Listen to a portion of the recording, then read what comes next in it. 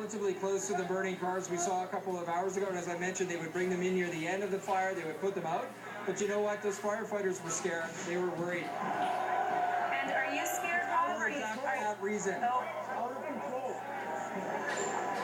And I don't know if you just heard that explosion behind me and the cheer that resulted from it, but it's for that reason. The firefighters are worried about the unpredictability of the crowd, and so they, for now, seem to be well away from this area here, and the police are content to let them do that. Because the firefighters, you have to keep in mind, when they get to the scene here, they're dragging hoses, right? And so that's right through the crowd. People are tripping up. It's dangerous work for them, and what's the upside? People are going to be this stupid. Why would they bother going in and putting their own lives at risk? Yeah. The officers that we see standing over here with the shields, they're not moving right now. No, and Rob, obviously, I mean, I'm guessing that was the tank that exploded, and, you know, the big cheer. Is there a chance the building could catch on fire from what you see? Yeah, you know, we were just talking about that. It's hard to tell, right? It's basically right underneath the awning of that roof.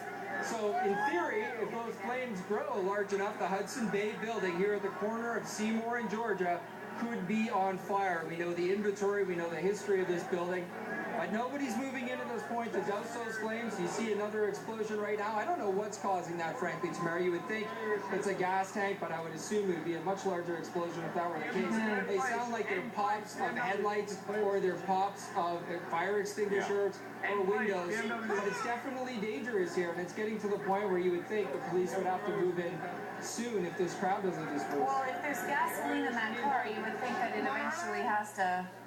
Well, that's what's fueling the fire, for sure. That's what's keeping it going. But I don't think it's good. We're going to see a single explosion. They're just going to burn out the frame at this point. Rob, do you think you could ask Jazz, our photographer, to do a 180, to just give us a view of what it looks like from your point? Yeah, Jazz, they're looking for basically if we can do a 360 all the way around, they can get an appreciation of where we are, what we're doing.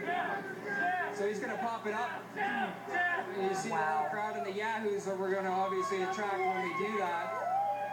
But we're right at the corner of Seymour and Georgia. Police officers lined up across Georgia. Everybody tied into really a one